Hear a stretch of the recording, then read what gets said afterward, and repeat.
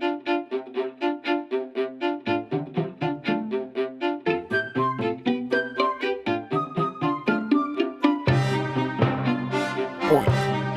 oi, oi, oi.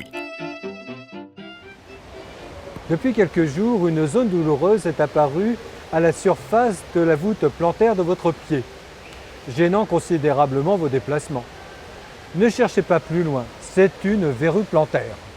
Les verrues plantaires sont des petites tumeurs bénignes liées à l'existence d'un virus, le papovavirus. Cette origine virale explique non seulement les contaminations interhumaines, mais également le fait que lorsque l'on se gratte, on va s'inoculer partout des petites verrues qui vont se propager. Ces verrues s'attrapent en général dans des ambiances chaudes et humides, comme à la piscine, et mettent en général 1 à 4 mois à apparaître après la contamination.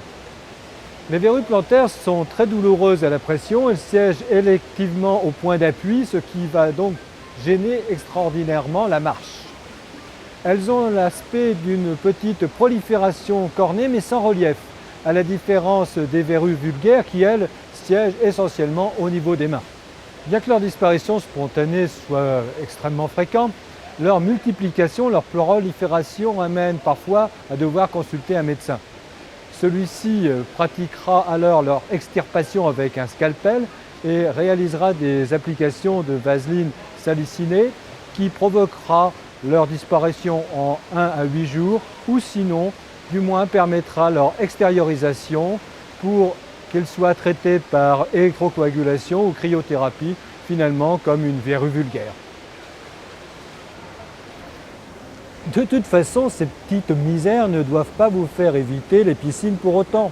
Elles sont extrêmement bien contrôlées et traitées pour être bactériologiquement correctes, bien plus que n'importe quel fleuve, étang ou lac dans lequel vous seriez enclin de vous baigner pour éviter les maladies des autres. En fait, ces verrues plantaires n'ont rien de spécifique avec la piscine et peuvent être contractées sur n'importe quel tapis de douche, tatami ou dans n'importe quel vestiaire.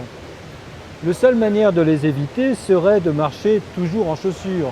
Mais sincèrement, est-ce bien raisonnable que d'aller à la piscine en palme ou en cuissarde ?